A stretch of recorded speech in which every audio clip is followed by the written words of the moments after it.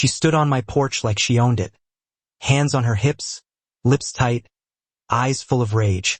"You're trespassing," she barked, pointing right at me. "My husband owns this house. Get off this property before I call the cops." I just stared at her, grocery bag in one hand, keys in the other. "Lady, this is my house," I said calmly, unlocking the door. But she wasn't having it. "Nice try. I live here. My husband and I just bought this place last month. You're some squatter or scammer or whatever. You're not welcome here." She lifted her phone like it was a loaded weapon. "I'm calling 911 right now. You're done." I laughed. Not out of arrogance, but pure disbelief. "Okay, go ahead. I'll wait right here." The thing is, I knew something she didn't, and she was about to make the biggest mistake of her fake little life. Minutes later, she was screaming into her phone.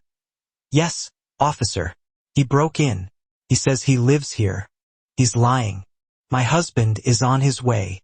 She actually sat on my front steps like a guard dog, waiting for the police, acting like the queen of a kingdom she didn't own. But here's the part she didn't know.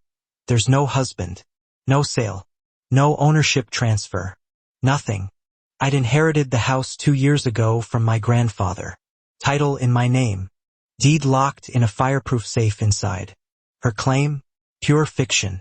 When the first squad car pulled up, she ran to them like a damsel in distress. "There, that's him. Arrest him now before he runs." I didn't move. I just smiled, pulled out my ID, and something else they weren't expecting. She had really picked the wrong guy this time.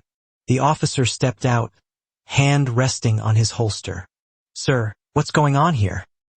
he asked, keeping one eye on Karen, who was now crying on cue like she was auditioning for a courtroom drama. I handed him my driver's license and a laminated copy of the property deed. "I live here. This is my house. She just showed up and tried to kick me out."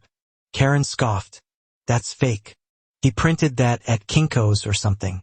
My husband owns this property. He'll be here any minute. Arrest him." The officer raised an eyebrow. "Ma'am, you said your husband bought this house?" "Yes, just last month. I helped him sign the papers. I've been decorating all week."